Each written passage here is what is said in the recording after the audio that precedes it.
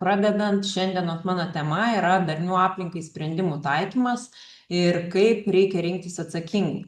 Aš esu docentė daktarė Eglė Klumbytė ir ta tema į mano gyvenimą atėjo kartu su COVID laikotarpiu. Jūs tikriausiai moksleiviai irgi jį prisimenat, nes perėjom visi į nuotolį. Kai ėjome į nuotolį, nuotolis ne tik buvo iššūkis mums, bet man buvo iššūkis ir visiškai nauja tema, kadangi iš statybos valdymo aš turėjau persikvalifikuoti į tvarumą. Ir kad iššūkių tų nebūtų per mažai, su tuo tvarumu šokau iš karto į aukščiausio lygio mokslinius tyrimus. Tai ką darydavau dienos metu būdavau susitikimuose, o naktimis mokydavausi, kas tai yra tvarumas. Ir nors ir namie, ir užšuodavom, ir panašiai, bet dar reikėjo pakankamai daug išmokti. Tai čia matot surašyta projektus, kuriuose aš dalyvavau ir šiuo metu dalyvauju kitose tiek studijų, tiek mokslo. Tai kalbant apie patį tvarumą, jūs turite suprasti, kaip mes gyvename. Ir jeigu visi gyventumėm, kaip tarkim paimtumėm vidutinį europietį, tai yra mus, kur gyvename Europos Sąjungoje, žmonės, tai yra toks sudėtingas iš tikrųjų dalykas, kad mums reikėtų išteklių, tai yra to, ką mes suvartojam, ką perkam, žaislus, rūbus, medžiagas, keliaujam ir panašiai. Tai išteklių reikia mums tiek, kiek mes išgautume iš 3 Žemės planetų. Ir kad suprastumėm, kad tai yra beproto daug, tai mes galim pasakyti, kad mes jau dabar vartojame per daug, nei planeta spėja atkurti. Ir mes jau šiai dienai gyvename į skolą. Ir daug jau atsiranda informacijos, kuri rodo, kad jau 3 planetų kaip ir neužtektų, mums jau reikėtų ir 4. Taigi, planuodami ir projektuodami ir dalyvaudami šitame Design Engineer Construct projekte, galvokite apie tai, kad kuo daugiau sutaupytumėte ir kuo labiau apsaugotumėte mūsų tą vienintelę planetą, kurią mes turime. Pirmiausia, reikia suprasti, kas tai yra tvarumas, ir tvarumo apibrėžimų yra be galo daug. Ir vienas iš tokių pagrindinių, kuris cirkuliuoja ir mokslinėje literatūroje, ir tikriausiai pas jūs vadovėliuose mokykloje, tai kad tvarumas yra sprendimų priėmimas, kad dabartiniai poreikiai būtų tenkinami, nekenkiant ateities kartų galimybėms. Tai kai mes planuojame kažką, reikia galvoti apie ateitį, kas liks mūsų vaikams, mūsų anūkams ir mūsų vaikų vaikams. Tai kai kalbame apie statybinės medžiagas ir panašiai, kyla daug klausimų, bet klausimai yra ir atsakymai, ir ta prasme, ir tas visas klausimų rinkinys. Ir kalbant apie ugdymą darniai plėtrai, turim savo atsakyti, kaip matot, tuos daug rutulių į daugybę klausimų. Kaip išspręsti problemą, kaip dirbti komandoje, kelti kritinius klausimus turit, sistemiškai mąstyti, tarpusavį bendradarbiauti. Ir bendradarbiauti, kaip ir klasėje, tarkim, vienas mėgsta lipdyti, kitas mėgsta dainuoti. Tai vadinama tuo tarpdiscipliniškumu, kai keli pomėgiai ar keli gabumai susijungia į vieną ir išsprendžia bendrą problemą. Tai jūs kartu turėtumėt sukurti tvaresnį ateities scenarijų. Ir darbas su kiekvienu iš jūsų, su tom suinteresuotom šalim, kaip yra jūsų užsakovas, jūsų mentorius, jūsų mokytojas, ir turit žinoti, kokius turit turėti gabumus, kurie čia pavaizduoti, kad jūs pasiektumėt tą tvarų sprendimą. Kalbant apie tvarius pastatus, žinokit, kad tvariausias pastatas yra tas, kuris jau yra pastatytas. Tai jeigu yra bent menkiausia galimybė renovuoti, rekonstruoti, atnaujinti, Tai tą turėtume mes ir daryti, o ne galvoti apie naujo pastato statybą. Tai kad ir jūsų esamoje situacijoje, vat kaip Laura minėjo, tikriausiai ten jau kažkas yra toj erdvėje, tai jeigu yra, jūs galvokit, kaip atnaujinti, jeigu nėra, tai galvokit, kaip padaryti, kaip parinkti kuo tvaresnės ir kuo mažiau aplinkai kenkiančias medžiagas. Galbūt kažką perpanaudoti, galbūt atvežti kitą namą iš kažkur ar panaudoti kitas medžiagas, kurios jau buvo kažkur panaudotas, kas vadinama ta žiedinė ekonomika. Žiedas, kaip įsivaizduojat, tą žiedą, kad viskas sukasi ratu. Medžiagos pastate galima sakyti, kad užsirakina dešimtmečiams.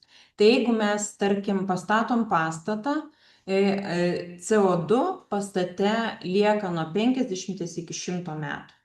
Tai jūs įsivaizduokit, kad jūs pastatėt namą, aplinkai kaip ir pakenkėt, bet tuo metu, kai jau pastatėt, tai tos medžiagos užsirakino ir jeigu jūs tik investuosit į atnaujinimą, tai tada jūs saugosit aplinką, o nekenksit jai statydami kažką naujo. Jeigu kalbant apie tai, kiek CO2 susidaro dar prieš įsikeliant į pastatą gyventi, tai mes išmetam 50% tos taršos dar iki pastatui gaunant tuos gyventojus, naudotojus ir panašiai. Tai 50% visos taršos mes sukuriame statybos metu. Bet atkreipkit dėmesį, kad pati medžiaga tai nereiškia tvarumo. Kaip aš ir parašiau, medis nėra automatiškai tvarus ir ką tai turėtų reikšti. Medžio panaudojimo būdų yra daug, priklausomai nuo to, kokiu tikslu buvo augintas medis. Kaip jūs panaudosit? Ar jūs naudosit medinį elementą, kuris yra iš gryno medžio? Ar jūs naudosit medinį elementą, kuris, tarkim, pjaustomas plonais sluoksniais ir klijuojamas klijais? Jūs tikriausiai patys įsivaizduojat, jeigu jau mes naudojam klijus medienoje, tai jau yra medžiagos, kurios, kaip ir dekanas papasakos jums tikriausiai sekančioj paskaitoj, kad tai kenkia mūsų aplinkai, mes to visų kvėpuojam. Tai reikia pagalvoti ir apie žmogų, kuris gyvens toje aplinkoje, kad jam tie sprendimai būtų nekenksmingi. Jei, pavyzdžiui, medis greitai supūva, sudega ar yra pakeičiamas pastate, tai jo anglies dvideginio pranašumas dingsta. Tai paskui parodysiu skaičiuoklę, kaip pasiskaičiuoti, kiek medžiaga išskiria anglies dvideginio, tai to vadinamo CO2, tai jūs suprasit, kad yra medžiagų, kurios turi minusinį poveikį aplinkai. Tai reiškia, kad aplinkai nekenkia. Tai kaip ir medis, jisai auga, jisai kvėpuoja, jisai padeda mūsų aplinkai, jisai grynina orą. Mes jį nukertam, panaudojam statybai kaip tvarę medžiagą ir gaunam tokį tvarų sprendimą. Bet ne visada, kaip ir jau minėjau, tas medis nėra visada tvarus, priklausomai nuo to, kokiam sprendime mes jį panaudojam. Jei kalbam apie ilgaamžiškumą, čia mes jau kalbam apie tvarumą. Tarkim, jeigu įsivaizduotumėt Egipto piramidės, tai jos yra pastatytos jau labai seniai, prieš 7000 metų, jeigu nesuklysiu, jūs mane galit pataisyti.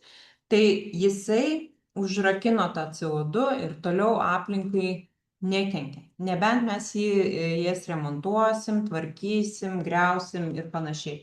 Bet jos dabar stovi ir jos sunaudojo tą didžiausią kiekį CO2 tam laikotarpiui, kai jos buvo statomos. Tai kuo mes ilgiau galvosim, kuo mes planuosim tvaresnį pastatą iš tų tvaresnių medžiagų, mažiau kenkiančių žmogui ir aplinkai, tai tuo mes planuosim tą geresnį sprendimą. Tarkim, pastatas, kuris tarnauja 100 metų, dažnu atveju, net jeigu jisai pastatytas iš betono, yra tvaresnis nei pastatas, kuris yra ekologiškas, tarkim, medinis namas, bet jisai yra trumpaamžis, tarkim, pavėsinė kokia ar dar kažkas, kuris tarnavo kokius 5 metus. Kalbant apie energiškai efektyvų pastatą, tas, kuris naudoja mažai elektros energijos, šildymui reikalingos energijos, ir jeigu jisai yra labai efektyvus energetiniu požiūriu, bet jam pastatyti sunaudota daug CO2, tai balansas gali būti neigiamas. Tai tas tvarumas, efektyvumas pastato neatsveria to, kad jisai yra pastatytas su netvariom medžiagom. Tai viską reikia kompleksiškai žiūrėti. O pastatai dar gali būti ir medžiagų bankais, kai mes padarom va tą medžiagą, kuri gali būti iš naujo perpanaudojama. Kaip čia matot, va tokie sprendimai, kur pasibaigus pastato tam galiojimo tarnavimo laikui, gali jisai būti išardomas ir kai kurie jo elementai gali būti panaudojami kitai statybai. Dabar iš tikrųjų daug tokių pastatų projektuojama, kad tam tikrus elementus, pavyzdžiui, kolonas, grindis, langus galima būtų išmontuoti ir sumontuoti kitam pastate. Ir mes jau kalbame apie tai, kad ateities pastatai yra projektuojami ne nugriovimui, o išardymui ir pakartotiniam naudojimui. Tai savo sprendimuose irgi būtinai apie tą pagalvokite. Kalbant apie kainą, tai jeigu užsakovas ar jūs, kai statot namą, pasirenkat pigiausią sprendimą šiandien, tai dažniausiai tas sprendimas būna brangiausias rytoj. Tai tarkim, pigios medžiagos, jos, kalbant apie visą pastato gyvavimo laikotarpį iki jo nugriovimo, tai jisai gali būti neefektyvus, jisai tarnaus trumpesnį laiką, kaip aš jau ir kalbėjau, kad ilgaamžis pastatas yra tvaresnis pastatas. Tai jūs pasižiūrėkit, kiek laiko tarnauti medžiaga gali, įvertinti jo reikėtų CO2, tarkim, pėdsaką, jeigu galit pasiskaičiuoti, ir tada pasižiūrėti, koks tas palyginti tą sprendimą, kuris yra geresnis. Čia iš tikrųjų suaugę lenkiasi visi prieš jūs, nes iš tikrųjų vaikai, paaugliai tvarumą supranta daug greičiau nei suaugę žmonės. Vaikai greičiau išmoksta rūšiuoti, vaikai atskiria į kokį konteinerį, kurias atliekas kur mesti. Ir taip pat patys tikriausiai ir mokykloje darot projektus, kur panaudojat tas vadinamas atliekas, tarkim, plastikinius butelius, kažkokiem pakartotiniam savo projektams. Tai čia prasideda jūsų didysis įdirbis į ateitį, kai jūs žaidimo formą ar mokymosi formą iš pradžių turimus daiktus perpanaudojate ir mokotės tą daryti, ir ateityje jau net negalvojate, kad gali būti kitaip. Žmonija kasmet, va čia yra tas toksai labai iš tikrųjų baisus grafikas, galėsit jį pasianalizuoti, pasižiūrėję skaidrės, tai žmonija kasmet sunaudoja 1,7 žemės. Ir pagal šitą žemėlapį matosi, kur kokia šalis, kada yra ir kada baigsis tas žemės galiojimas, pradedant nuo 26 metų sausio. Tai jeigu kalbam, tarkim, apie Katarą, Kataras savo resursus, ta prasme žemės resursus, jau buvo išnaudojęs vasario 4 dienai. Kaip suprasti šį gaublį, šį žemėlapį, tai reikia vertinti taip, kad jeigu visi pasaulio žmonės būtų kaip Kataro gyventojai, tai resursai būtų išnaudoti jau vasario 4 dieną. Tai vad galit paieškoti kitų šalių ir pamatyti iš tikrųjų, kokia sudėtinga situacija pasaulyje šiuo metu yra. Kalbant apie statybą, tai statyba sunaudoja apie 50% visų pasaulio išteklių, o pastatai sukuria 37% išskiriamojo pasaulio CO2. Kai pastatas yra vidutiniškai naudojamas nuo 40 iki 60 metų, nors iš tikrųjų turėtumėm planuoti ir juos naudoti taip, kad jie tarnautų ne mažiau nei 100 metų. Statybinės atliekos sudaro 40% visų atliekų, o mediena, kaip jau anksčiau sakiau, gali saugoti CO2 dešimtmečiais. Ir jum dabar planuojant savo projektus, projektuojant, reikia turėti galvoj, kad iki 80% poveikio aplinkai yra nulemiama projektavimo etape. Pagal tai, kaip jūs suprojektuosit, tą turėsit ateityje. Tvarumas, kai kalbame apie tvarumą bendrai, tai jūs tikriausiai ateityje dar išgirsit tokius 3 tvarumo ramščius, tai yra Sustainability Pillars, ir jie vienas be kito negali. Jeigu kalbame apie tvarumą, tai kalbame apie visuomenę, tai yra žmonės, aplinką ir ekonomiką. Kalbant apie žmonės, tai turim suprasti, kad sprendimas būtų saugus, patogus, gerinantis gyvenimo kokybę. Jeigu galvojame apie aplinką, tai turim tausoti gamtos išteklius, skaičiuoti CO2 emisijas, numatyti, kokią taršą jie sukels. Iš ekonominės pusės, iš tikrųjų, kiek tai kainuoja per visą laikotarpį tas sprendinys. Ir kai mes žiūrim, kai mes pasirenkam tvarų ilgalaikį sprendimą, tai ilguoju laikotarpiu jisai būna pigesnis.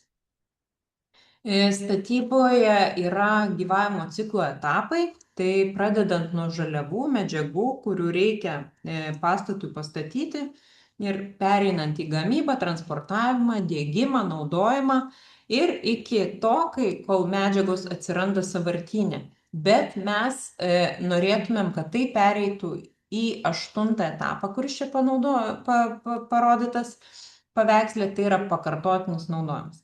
Tai projektuokit taip, kad savo medžiagas galėtumėt panaudoti dar kartą.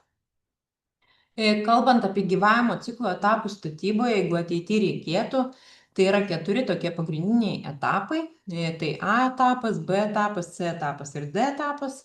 Tai kai kalbame apie A etapą, tai yra produktas ir statyba. B etapas jau yra naudojimas ir priežiūra, kai pastatas yra pastatytas ir žmonės jame apsigyvena.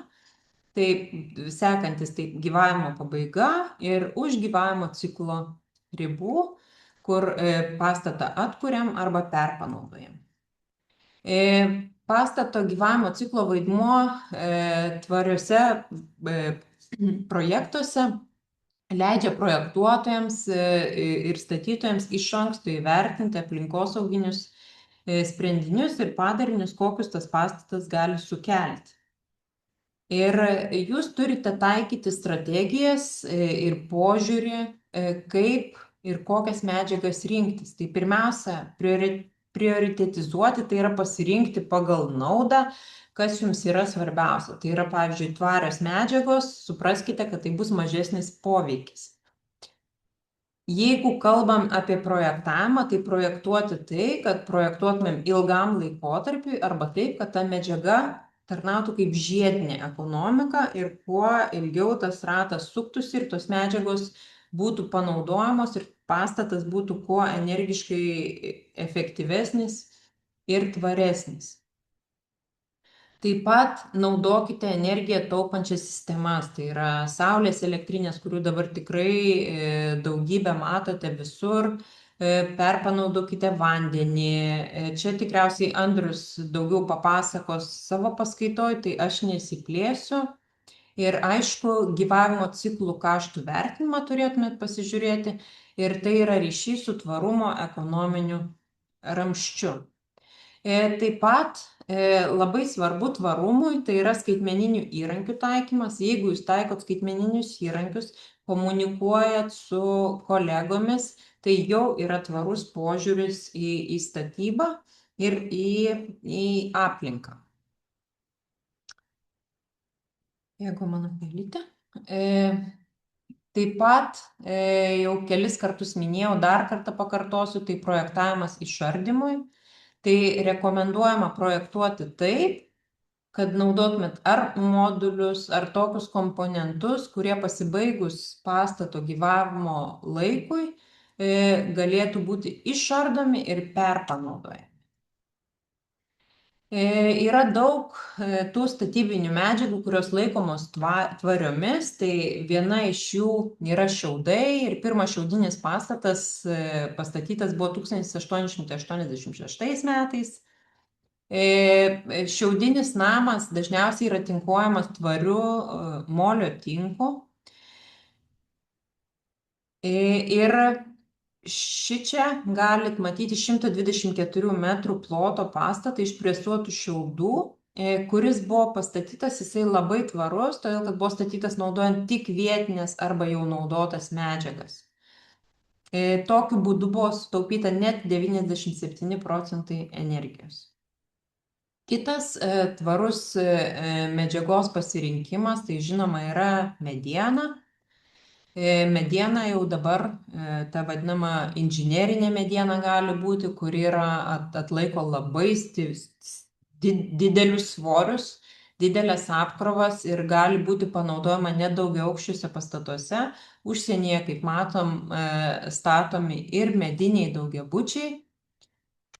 Tai priimami va tokie tvarūs ir iš tikrųjų estetiškai, architektūriškai gražūs sprendimai. Kitas pas mus gal netoks populiarus yra bambukas, irgi greitai augantis ir labai efektyviai panaudojamas konstrukcijose ir gali būti įvairios konstrukcijos iš bambuko, jisai labai įvairiai panaudojamas, kaip matot, gali būti įvairiausių inžinerinių ir konstrukcinių sprendimų. Taip pat žemės architektūra. Kalbant apie žemės architektūrą, tai yra kaip konstrukcija daroma po žemę, iš žemės ir taip panaudojant tą žemės resursą, sukuriama, tarkim, vat, kaip ir tvari plyta, kuri kuo mažiau kenkia mūsų aplinkai. Čia vat galit pamatyti Kolumbijos architekto La Casa Vergara. Tai yra novatoriškas kupolo formos gyvenamasis namas, kuris pastatytas naudojant tvarias medžiagas iš žemės maišų. Tai vat, kalbant apie pakartotinį medžiagų panaudojimą, tai ta linijinė ekonomika vadinama, kai mes metam tiesiai į šiukšlių dėžę, rūšiavimo ekonomika, kai mes rūšiuojam atliekas, metam į skirtingus konteinerius pagal tai, kas turi būti pagal paskirtį panaudota, o žiedinė ekonomika, tai ta ekonomika ir tas sprendimas, kai į šiukšlių dėžę nenukeliauja niekas ir mes iš naujo galim sprendinį panaudoti ir tą konstrukcinį elementą ar tą statybinę medžiagą.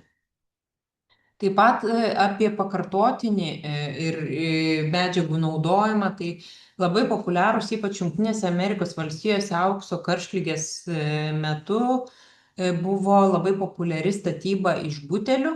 Tai tie namai iš tikrųjų pačiai ir teko matyti tokį, kaip atrodo, pakankamai daug tokių namų buvo pastatyta. Tai tiek stikliniai buteliai buvo naudojami, tiek plastikiniai, apdirbama molio tinku ir eksploatuojami. Tai čia taip pat yra apie plastikinius butelius ir matau, jau mano laikas senokai baigėsi, bet dar noriu pasakyti, kad kur ieškoti duomenų, jeigu nori, tarkim, pasiskaičiuoti savo medžiagos tvarumą, tai yra tokios duomenų bibliotekos, kuriuose yra parašyta, kiek CO2 sukuria skirtinga medžiaga. Tai jeigu jūs turit medžiagą kažkokią, galit pasinaudoti šitomis pateiktomis nuorodomis ir surasti savo medžiagos, tarkim, tą CO2 pėdsaką ir tie visi duomenys nugula į aplinkosauginės deklaracijas. Čia trumpa teorija, irgi galėsit pažiūrėti, kaip skaičiuojamas CO2 pėdsakas naudojant deklaracijas. Tai yra CO2 kiekis A1, A3 cikle. Tai mes medžiagos kiekį padauginam iš to rodiklio, kurį randame CO2, kiek išskiria vienas ekvivalentas tos medžiagos. Tai gali būti kilogramas, gali būti tona, gali būti kubinis metras, kvadratinis metras ir panašiai. Ir čia pateikiau informaciją apie medį, apie kur rasti, kurioje vietoje aplinkosauginiai deklaracijoje yra CO2 pėdsakas parodytas, pavyzdžiai, kiek kokia medžiaga turi to CO2 pėdsako pagal skaičiuojamąjį ekvivalentą. Tai plytos, medis, tarkim, plienas, betonas, kurį labai Lietuvoje mėgsta. Ir palyginimui tokia įdomesnė informacija pabaigai, kad viena gyvenamojo namo statyba, kur mes gyvenam, vienos šeimos namui, yra išskiriama nuo 60 iki 120 tonų CO2 ekvivalento. Tai labai iš tikrųjų didžiulis kiekis, kalbant apie tai, kad tai yra apie 120 kvadratinių metrų namas. O vienas lengvasis automobilis per metus išskiria nuo 4 iki 5 tonų CO2. Jeigu skraidote lėktuvu, tarkim, vienas skrydis iš Vilniaus į Niujorką į abi pusės, tai išskiria 2 tonas CO2 asmeniui, o vieno namo statyba tai prilygsta nuo 30 iki 60 tonų, nuo 30 iki 60 tokių skrydžių. Tai jeigu kalbam apie mūsų biudžetą, tą mūsų piniginę, kad atitiktumėm Paryžiaus klimato tikslus, vienam žmogui reikėtų išskirti nuo 2 iki 2,5 tonos CO2 per metus iš visko, absoliučiai, ką mes naudojame. Tai kai vieno namo statyba, jeigu jūs pasistatėt jūsų šeima namą, tai yra nuo 25 iki 50 žmogaus metinių CO2 biudžetų. Tai jeigu esate, tarkim, 4 asmenų šeima ir jūsų tėtis pastatė namą, tai turėkite omeny, kad tėtis 50 metų negali vartoti nieko. Tai viską turi naudoti žiediškai, neskraidyti, nevažinėti automobiliu ir labai ramiai gyventi, kad atstatytų tą poveikį aplinkai. Tai vien statydami namą mes iš karto ir iš anksto išnaudojame 10-mečius tvaraus gyvenimo. Tai vartodami, statydami, projektuodami, labai gerai pagalvokit, kokį poveikį aplinkai kenkiam, nes mes neturim dviejų planetų, turim tik vieną ir turim ją labai saugoti.